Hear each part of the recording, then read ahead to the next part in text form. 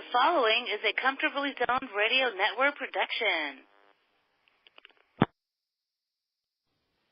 Yo, Philly, how yous doing? Welcome to Philadelphia Baseball, past, present, and personal. I'm Bill Kashatus, your host on the Comfortably Zoned Radio Network. This week, I'm pleased to have as my guest Mark Gubicza. Mark pitched for the Kansas City Royals for 13 seasons. During that span, he was a two-time American League All-Star and a member of the 1985 World Championship Royals.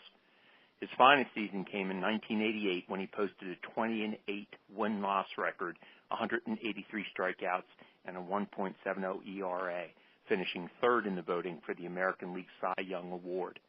Mark ended his major league career in 1997 with the California Angels. He is currently a broadcaster for the Los Angeles Angels. More importantly, Mark is a 1981 graduate of the William Penn Charter School in Philadelphia, where he was team co-captain, cleanup hitter, and an ace pitcher in his senior year. Welcome to the podcast, Mark. Oh, I appreciate it, Bill, man. That's a great introduction, man. I feel pretty good. That's awesome. Yeah, well, hey, those listeners from Penn Charter feel really good about hearing your voice. Listen, many of us begin our love of baseball with our fathers, and I understand your father, Tony, pitched in the Chicago White Sox organization. Was he the one most responsible for your love of the game and for becoming a pitcher? Yeah, I think so. You know, he pitched there in the early 50s, but having three older brothers that all played baseball, and I kind of followed them around like a puppy dog, each and every one of them, and especially my older brother, Gary, who was about almost 7 years older than me, so I got to watch him play. My dad coached him. So just always having a chance to play a game, and then obviously hanging out with the schoolyard close by my house. There was like 16 or 17 of us. We can always get some kind of stickball game or some kind of baseball game going at any given time. Where did you grow up, in Roxborough, East Falls, that area? Yeah, Roxborough, right basically not too far from Walnut Lane Country, the golf course right across the street. We were basically Monastery Avenue and Henry Lane. Yeah, John Boyce Field. Yes. Played many games there, that's for sure. Oh, yeah. We turn out an awful lot of players from there. You attended Penn Charter, a high school with a remarkable baseball tradition. Since 1930, the Quakers have captured 36 Interac League championship titles, and the most recent one came this last season. You played for Rick Meller, whose teams won 11 of those interacademic titles, and your father was his pitching coach on many of those teams. Tell me about Meller. Why was he so successful? You know, he was a good baseball player and is right back in the day for Penn Charter when he was there. But I think the best attribute, when you talk about with Rick, is he not only knew the game, but he also allowed us to play the game. I mean, he wasn't incredibly strict.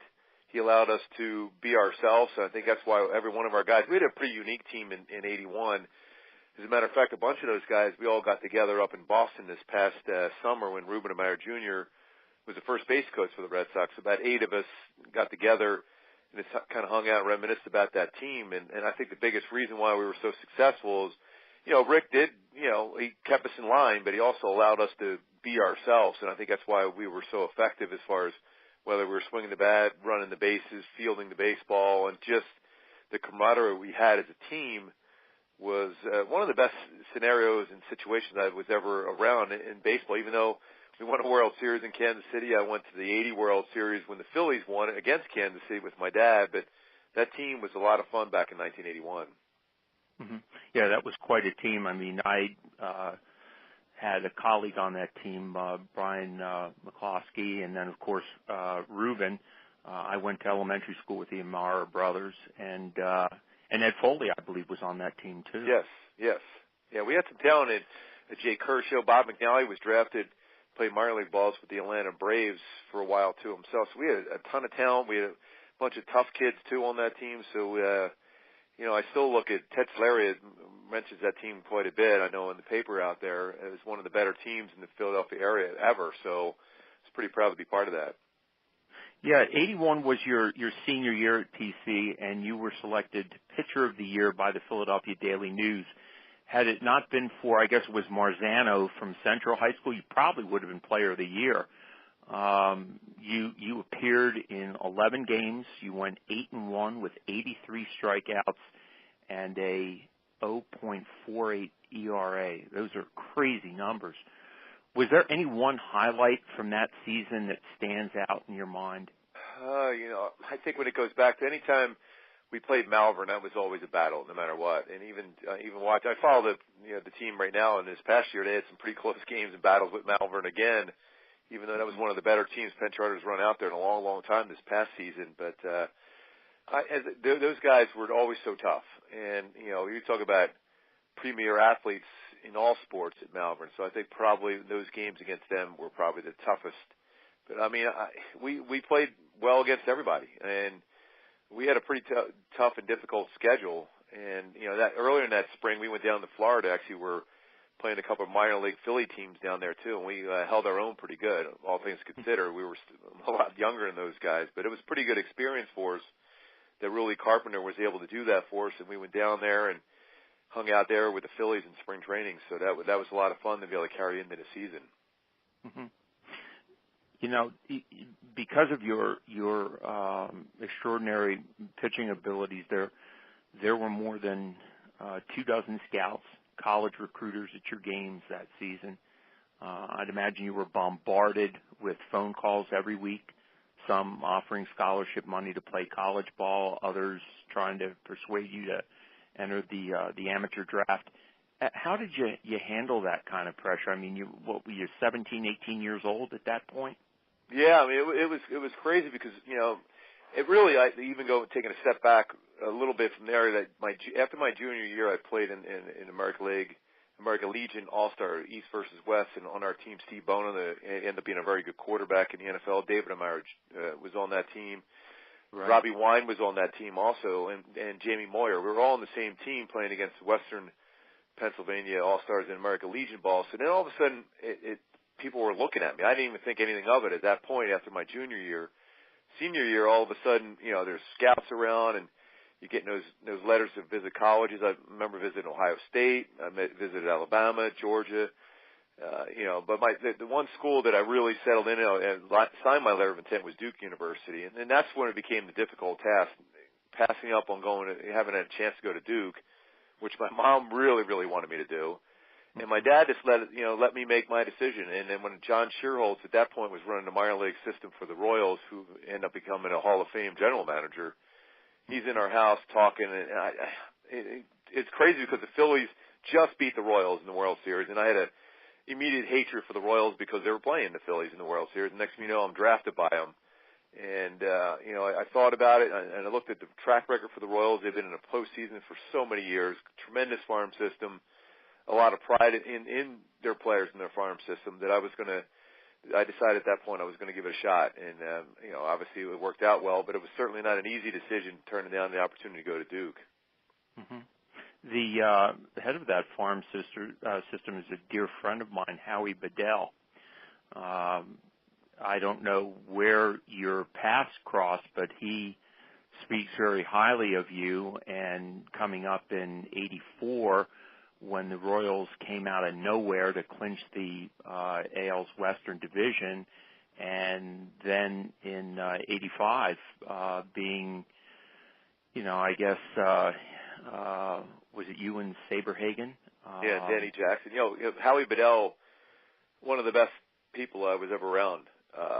To this day, because I coach high school baseball out here in Los Angeles, I kind of go, especially when I was the head coach, I went through a similar workout routine that he made us go through in the minor leagues with the Royals. So I owe him a lot. I mean, it was a tough one. I mean, he wore you out, but you were super focused, knowing that it's not just fun and games now. He's trying to get you to the major leagues as soon as possible, and when you get there, you're going to stay there. So I owe him a lot of credit for that.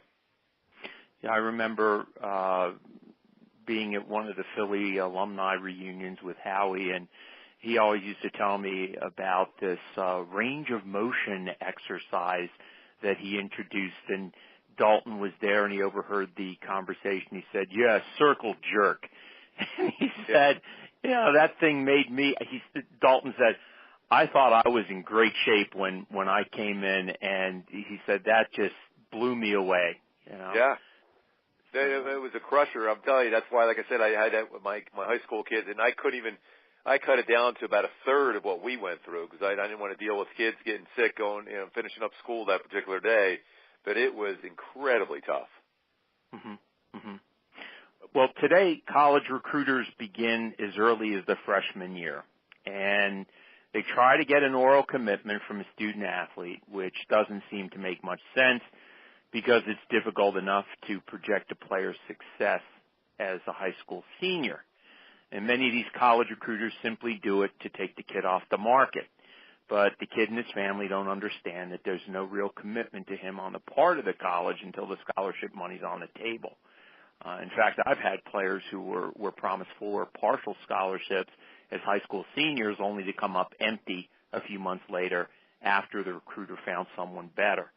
Now, I guess you still are. I know you were the head baseball coach at Chaminade High School in Yes. West Hills. Yes. Your son went to that school? Yeah, he ended up going there. But I when I was the head coach, he was only maybe about a 6th or 7th grader at a different school at that point. But yeah, I mean, just 2 years ago, we had a kid who was drafted first round by the Yankees named Blake Rutherford. I know he actually played in a lot of showcases with Mickey Moniak, the first round pick that the Phillies got. And we actually coached against him in this Scott Boras tournament, a couple springs ago. And I knew Mickey was a special player, and same thing with Blake Rutherford. They were both center fielders, both recruited, both signed as freshmen to go to UCLA. Now, I know UCLA is one of those schools where they do that a lot, anticipating guys signing, but still, and you're right about that, there's real no commitment on their part. We had one kid this year as a senior who originally was supposed to be going to, I want to say, Oregon State. And then all of a sudden he had a little bit of a setback with his back last his junior year, and they pulled the plug on him, so now he's going to Cal Berkeley. So there's really no commitment until you actually walk onto that campus, it seems to be. So as much as you love to be able to walk around campus saying, hey, as a freshman, I've committed to such and such college, then until, like you said, until you get there, Bill, it's just bragging rights. That's about it. So what kind of advice, Mark, do you give your players about the whole recruitment process? I mean, having been through it yourself, but today it just seems like the pressure's even greater. Yeah, I mean, it's a tough call because parents are really, really, really involved in everything. And it's a good thing and it's a bad thing at the same time. Our parents back in the day, you just played and the coach told you what to do and you just did it. But nowadays, there's a whole lot of stuff that goes involved in that. But I always say don't commit, but again, it's hard to do that because as a parent, you love to have that commitment. At least you think so, even though it's verbal, or the player is able to do that. But, unless you're 100% convinced you're going to be playing this at the school you want to go to, it's a tough call for me to think it's a good idea to put yourself in that situation where you've already committed to such school as a freshman, because you look around and you see some of these other guys, say you're a great pitcher or you're a great shortstop, and all of a sudden that school has about 4 or 5 other pitchers and top-of-the-notch shortstops coming in. All of a sudden you're battling with it. Hey, that's life. You're always going to have to battle for your position. But if you sell yourself short early on, you might find yourself in a more comfortable spot where you can go play somewhere else without making that verbal commitment as a freshman. Mm-hmm. Mm-hmm. Yeah, I'm sure it's much more intense out there in California because you're playing year round, whereas here we got 8-9 months, and even now with the pitchers, I don't like what I'm seeing because they're throwing year round. When they get to college, they'll shut them down for 3 months over the summer if they don't go to postseason. But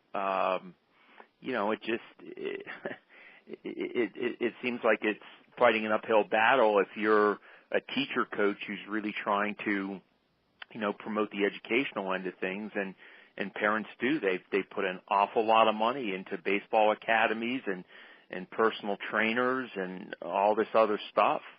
Yeah. It exceeded my wildest imagination when I was playing back in the 70s. So yeah, I think the big thing is as parents and anybody involved in this whole process right now, you almost want to take a step back and say, let the youngster enjoy the high school experience, period. Because whether it's with your schoolwork, your friends, and obviously the baseball team, because that's the things that you remember forever. Like I said, we had a bunch of guys together still. That's 36 years ago from Penn Charter's 1981 team, all hanging out like we were still down in spring training in Florida, down there in Clearwater in 1981, still with the same great stories and just having a blast together up there in Boston. So those experiences are fantastic, and they're something you want to make sure you enjoy. Don't get caught up in the whole process. I got to do this, I got to do that, I got to go to this school. I can't enjoy my teammates, because a lot of times when you see guys who've already committed early on, I hate to say this, but sometimes they don't seem like they have quite the same edge they had before they made that commitment. If you understand what I mean, they're hungry, but they always have that good fallback for them because they're going to a great school to play baseball at the next level, whether it's Division I or II, whatever that is. That you just want to keep that same hunger, but you also want to the same goal every time is to be able to win, for your teammates in high school, so you remember that the rest of your lives. Mm-hmm. Now, at 6'5" and 210 pounds, you had some serious power. I mean, obviously you were a power pitcher. Your fastball was clocked at 92 miles an hour. You were also the cleanup hitter on that 81 team in an already powerful batting order that included Brian McCloskey, who was the second baseman, Reuben Amar Jr., the shortstop, Ed Foley, who went on to a distinguished football career at Penn and is now the assistant or the associate athletic director at PC. In fact, I heard you once hit a mammoth home run to left field at PC that landed on Schoolhouse Lane some 330 feet away from home plate. Is that true?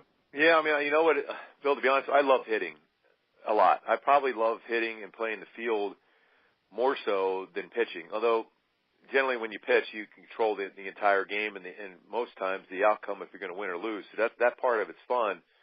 But swinging the bat, competing against the other team's best pitcher, I love that. And that's the one thing when getting drafted by Kansas City, being an American League team, that I knew I was never going to get a chance to swing a bat. And my final year of playing was 97, the first year of interleague play, and that's when I hurt my shoulder and ended my career. And I never really got around to be able to swing the bat other than spring training time, that I never really got a chance to swing the bat. Now, granted, I mean, if you go for that long a period of time, who knows if you could still swing it. But at that point, I just love swinging the bat. And I thought our lineup was incredibly deep. We all ran pretty well, too. That's why we were so effective, because we could score and we can find other ways to score runs, too. Mm-hmm. Yeah, my question actually was, did you ever think about switching to a field position so you could play full-time, at least at the college level? I mean, even D1 at that period of time, you were a pitcher. I mean, you were not going to pick up a bat. You weren't going to play in the field. I mean, if you were D2, D3 back in the 80s, you could still do that, but not at D1.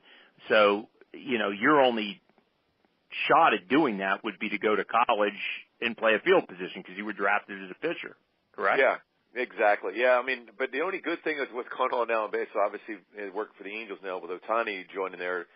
I guess the description of some baseball players are, uber-type pitchers right now where they can both hit and pitch. And I saw that in this past draft this year. There was about 3 or 4 players drafted in the first round that projected as pitchers and hitters. So that might be something that might end up being valuable now at the major league level, although it still hasn't been able to be shown if it's possible to be able to do both, because, you get the wear and tear as a starter, and it's tough to balance back that next day and play a position. But if you're in the American League, like Ohtani will probably have that opportunity as a DH, you can still swing the bat. But, yeah, it would have been fun to be able to do that. But in the end, knowing that there's, at that point, 9, 10 pitchers that are on each major league roster now, 12 or 13, your best and quickest chance to get to the big leagues and your best opportunity to play a long career was a pitcher. So I think in the end, it probably turned out all right for me. Mm-hmm.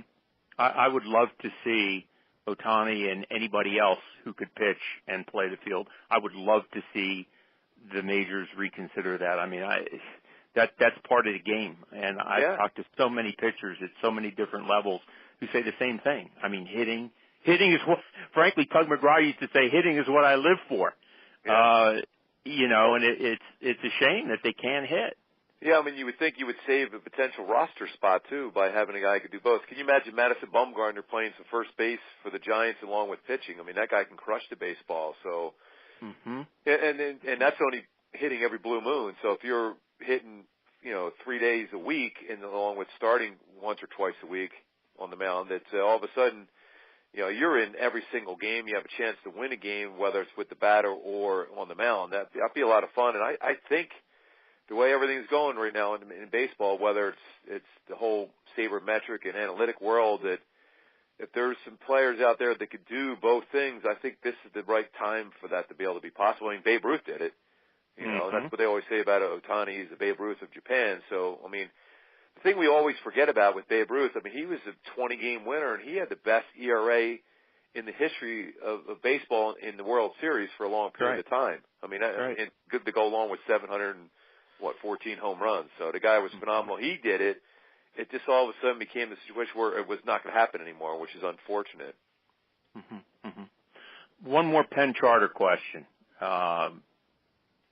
Penn Charter is a pretty special place. I know, it was for me.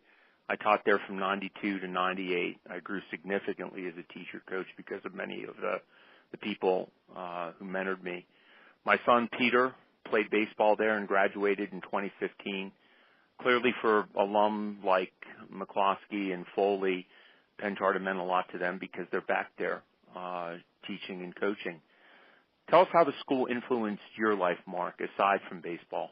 Yeah, I mean, I just went back there with my family 2 years ago when I had to do a little talk for the athletic group, put some more Hall of Famers for Penn Charter in their, I guess would be almost like a Ring of Fame there for Penn Charter. And I said this, and I still firmly believe in this.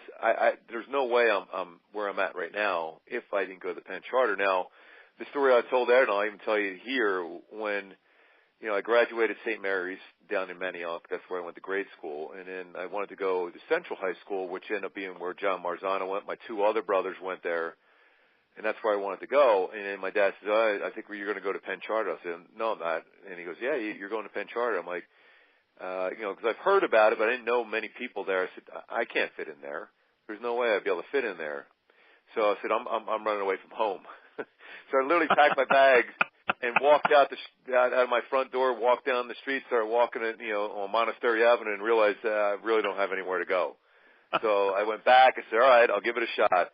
And going in there, one of my classmates' name was Rich Norman. And he was, just a great kid. And he invited me over to his house, and his mom was Pixan. I don't know if you remember that back in the day. That show was on TV way back in the day. And so he had a big old house, and I'm like, wow, this is pretty cool. So then, lo and behold, I got more and more comfortable. And he wasn't on any of the sports teams necessarily. I think he played soccer and stuff. Wasn't a baseball player, football player. But I felt comfortable that he brought me into his home. It made me feel comfortable, and I just felt like I was, that introduction when you hear Rocky Balboa talking. I felt like I was like the total outcast to Penn Charter. Here I am, a Roxborough kid, walking in with my painter pants on and my T-shirt. Everyone else has polo shirts on there. I'm like, whoa, I don't think I quite belong in here. And some of those pants I was wearing were a little bit shorter because I had three older brothers that were hand-me-downs, and they were not nearly as tall as I was. But never once did I feel uncomfortable. And the academic part of it was certainly difficult, but the teachers were great. I did 2 hours of homework, seemed to be every single night. But I think that it taught me discipline. And I had a bunch of friends that ended up going to different high schools, that barely ever graduated. And, because you didn't have people pushing you each and every day. And, I happened to play a couple sports. I would have played anyhow, but playing football my first couple years, and then basketball through along with baseball, which was another one of my loves, was basketball, that it taught me discipline, not only to be in the best shape to be able to play these sports, but also to be able to have the discipline to come home after all these workouts to go and finish homework when all my other buddies were out hanging out at the schoolyard calling me up, say, hey, when are you coming up? I said, I can't. I got homework to do. And then they give me grief about it. Mm-hmm. But, there was those discipline right there that really allowed me to turn into the person I am. And I was so proud to be able to say I graduated from Penn Charter because everybody I've ever talked to, even in this field I'm at right now, where they ask me, where'd you go to school? Penn Charter. Like, whoa, you went there. Even from California to the Midwest, it's a school that's well known. And obviously now with the Goldbergs on there now and all that jazz on TV, it's even more so. But then you got Matty Ryan in there, and you got Ruben Amaro Jr. So many amazing people. And I ran into this. Danny Gutman was one of my classmates, and he was a doctor, heart surgeon. I ran into somebody who randomly was telling me, he did surgery on him. I'm like, wow, it's amazing the people that you run into that are still connected to my days back in Penn Charter. So, extremely proud that I went there, and even though that wasn't my first choice, that's for sure. But the minute I went in there, I knew that it was the right place to be. Mm-hmm. I think one of the things that a lot of kids come in wondering, wow, am I going to fit in? Am I going to lose my neighborhood friends? And they find out because of the whole private school dynamic, kids are coming from South Jersey, they're coming from the main line, they're coming from Roxborough, that, okay, those are their school friends, but they could also retain their close friendships from the neighborhood, and it does work. And, unlike many other private schools, Penn Charter has that brotherhood, particularly when it was an all-boys school, where the relationships stay strong. Yeah. So it is about, I know exactly what you're talking about.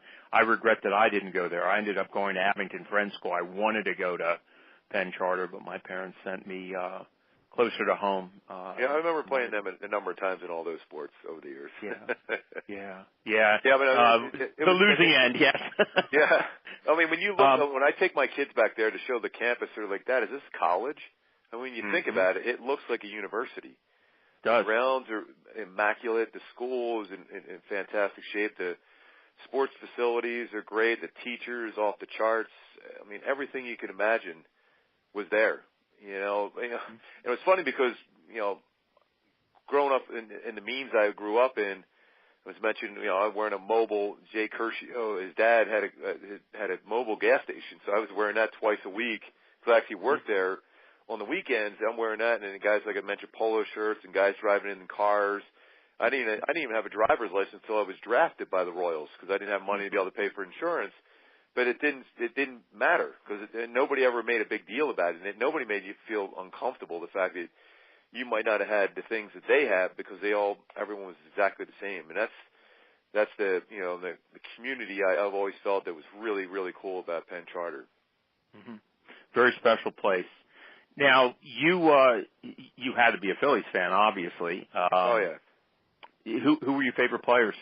It's so easy to go, Mike Schmidt and, guys like that. But I love Manny Trio, love Bake McBride, love Larry Boa.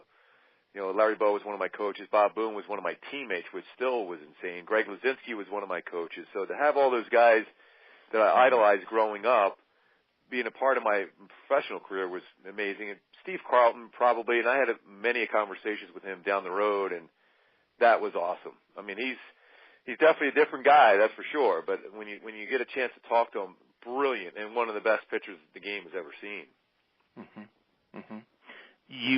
You mentioned the irony of being signed by the Royals, who you hated as a kid growing up, and then you end up signing with them.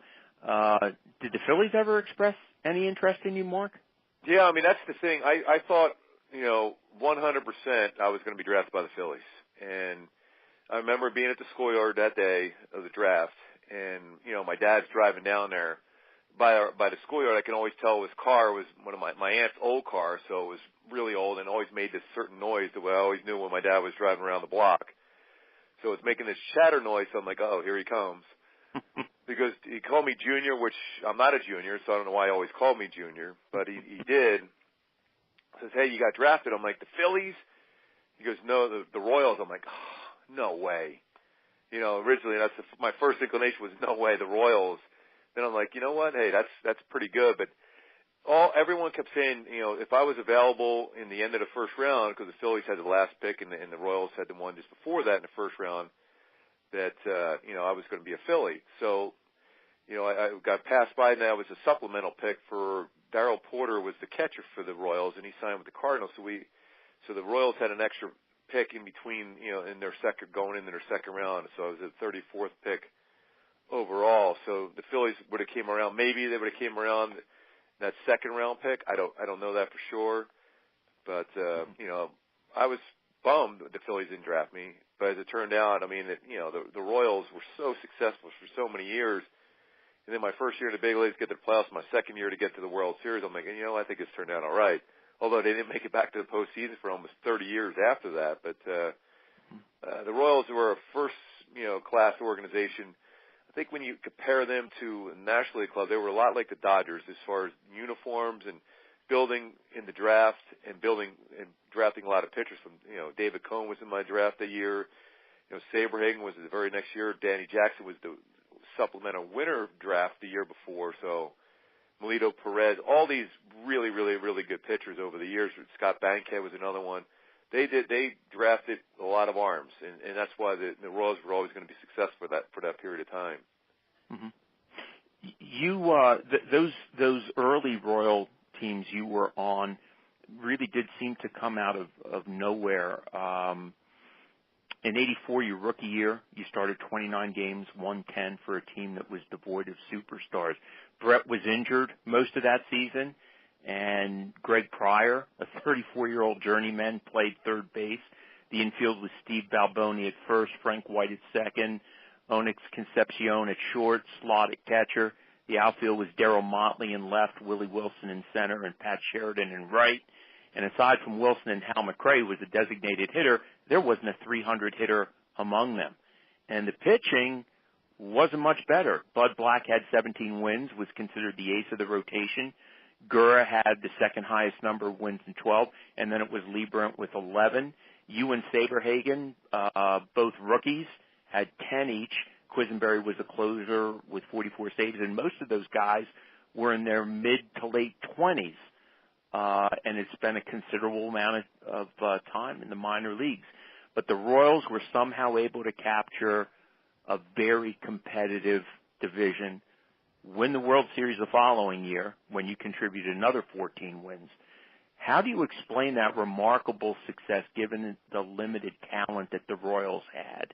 I think it started with Dick Hauser was our manager, and he was a guy that, his first meeting of spring training is I don't really have a whole lot of rules to show up, and you better play hard. And, that's it. So we're sitting there, that's it. And next thing you know, then George Brett and Hal McRae would be saying, hey, guys, we got to play every game as if it's the last game we're ever going to play on this earth. So you almost had that mentality. We knew we weren't the most talented team. There was no debating that.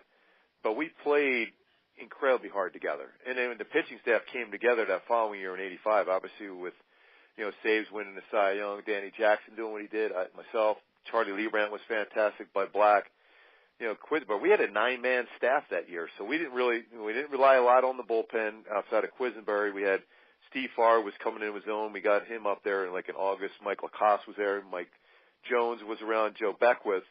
But not a lot of guys in the bullpen that got a lot of time and a lot of innings.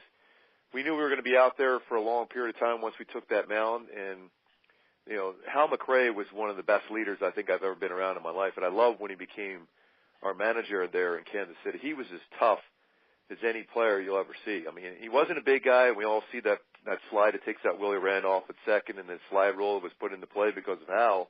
Mm-hmm. But he made George what he was, playing that hard, and George made everyone else that way. So we just hung out. We had a 25-man roster. We probably had about 6 or 7 guys that just knew their role. And they weren't even on the team. The majority of those guys were let go after that '85 World Series, which is not real usual. Usually those guys hang around.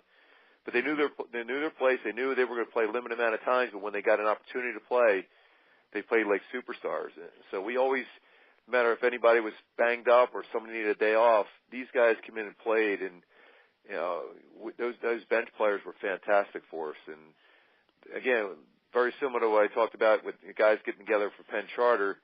every year from that World Series team, we would play a golf tournament together, anywhere between 10 to 15 of us. I mean, that's a lot of guys every year playing, during, November, December range, whether it's Myrtle Beach or Pinehurst or somewhere in Arizona or Las Vegas or Florida. We all get together, and then we did that for years until Dan Quisenberry passed away, and it kind of fell apart, and it was tough without Quiz being around because he was so funny, and he kept the group together, so it kind of went away. But that group will always be best of friends, and we had a reunion, the 30-year reunion 2 years ago where we did the fantasy camp in Arizona, and boy, I'll tell you what, we were in the locker room as if we were there in the 85 World Series. It was like the stories and the laughter and the good times with Steve Balboni there and Buddy Biancalana.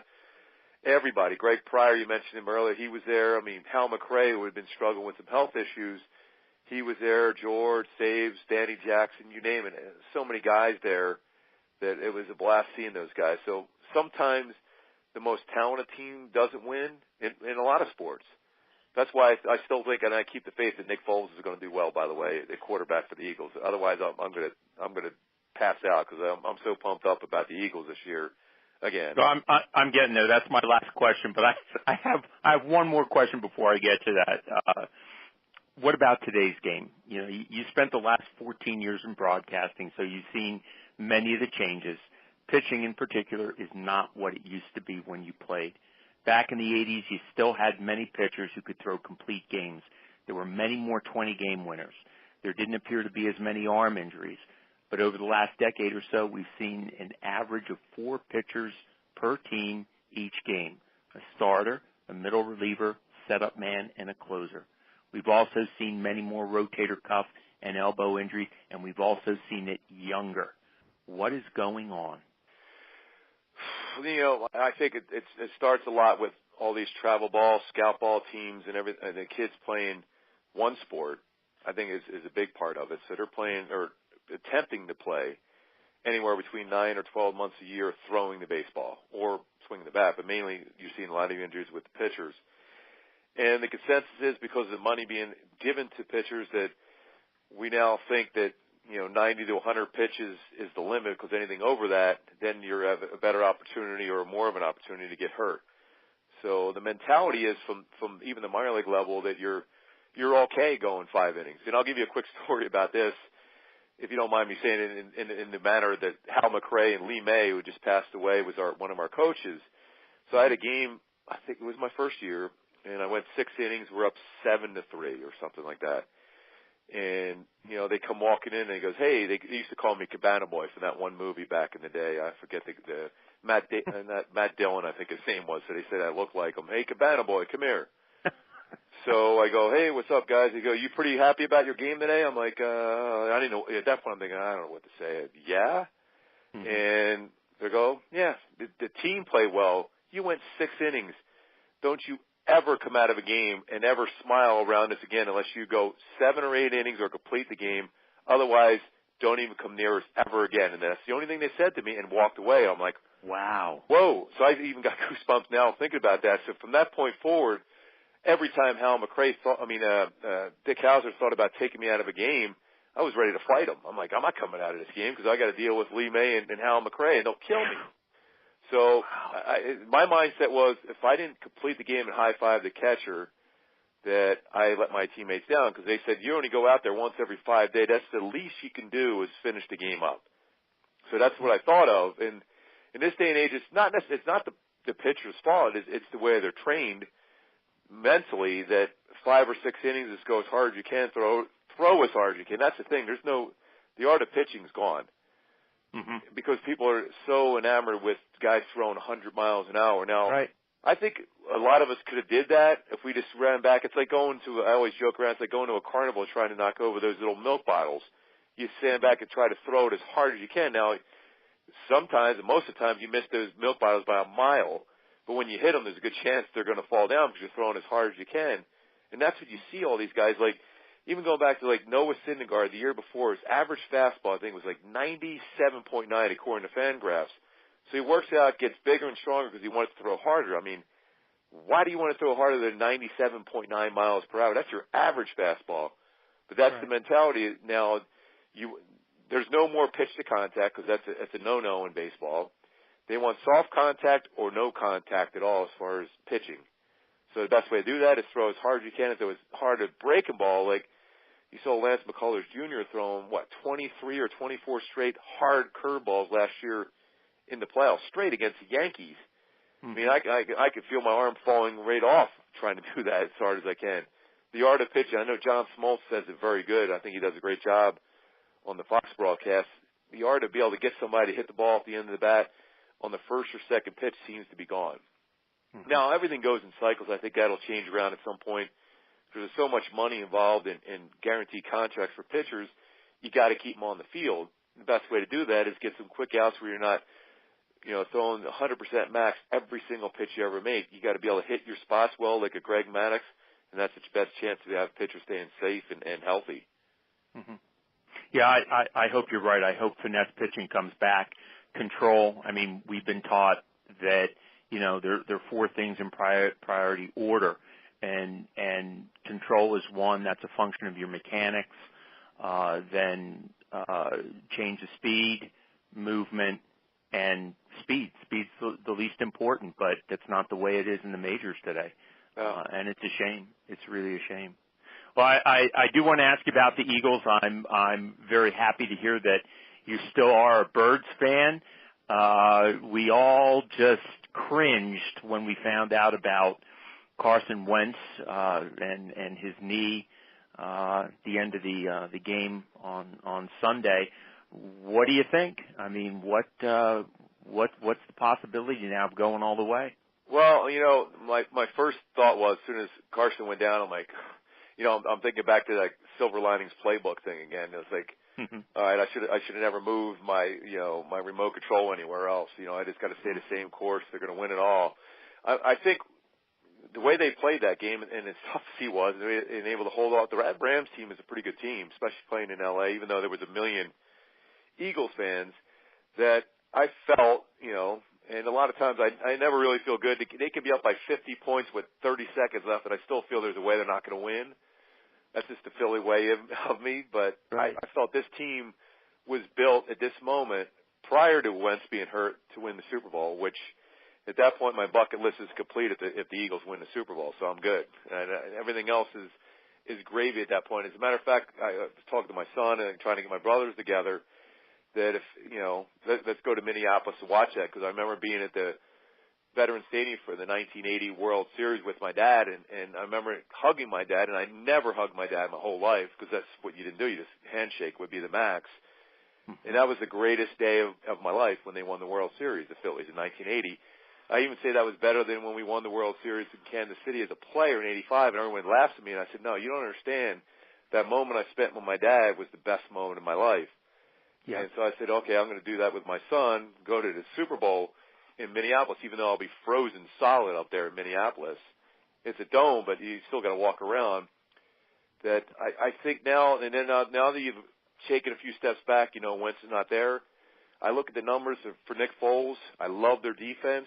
It's very athletic. It do a lot of things. Their running game is amazing, and their tight ends, get Ertz back in there too. Obviously, come back from that concussion. That's a lot of weapons for Nick Foles. I go back to what he was a few years ago with the Eagles, 27 touchdowns and his 2 interceptions.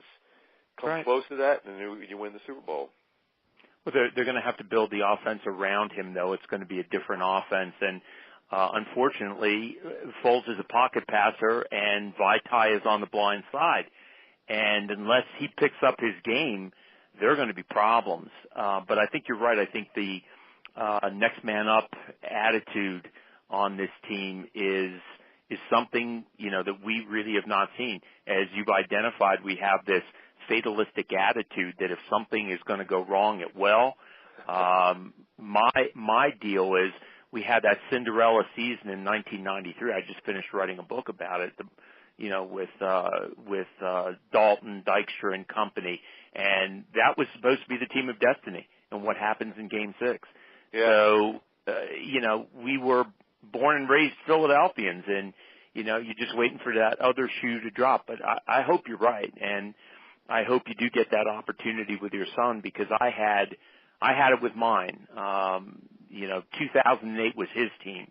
Yeah. And we were in Citizens Bank Park for that, and it was like nothing that I had ever experienced. And it's such a great feeling, really. I love the leaders the Eagles have, from the Malcolm Jenkins on down. They have a bunch of guys that I think all of a sudden their games will get even more elevated. So I feel real good. I mean, you got the Giants in their place, good place to be able to get some good plays on their next feet at that point, and then you got the Raiders, and then you know what? I still, even though they've clinched the division and they're still fighting for home field, just to knock the Cowboys out of the playoffs would be awesome. It is, and you know what? The Super Bowl, I want New England, and I want to kick their ass. Yeah, I mean, that is they started their run against us in 2005, and they cheated. And I want them back so bad, exactly. And I want to kick their ass. Yeah. So Terrell Owens, by the way, was incredible in that Super Bowl that year, though. Wow. Yeah, he was. Most normal human beings would have never even attempted to play with his foot, but he played. No, absolutely. Well, look, thanks for being with us, Mark. I really appreciate it. You got it, Bill. And thank you, Philly fans, for tuning in. See you next week for another podcast of Philadelphia baseball, past, present, and personal. This is Bill Kashatus rounding third and heading home on the Comfortably Zoned Radio Network.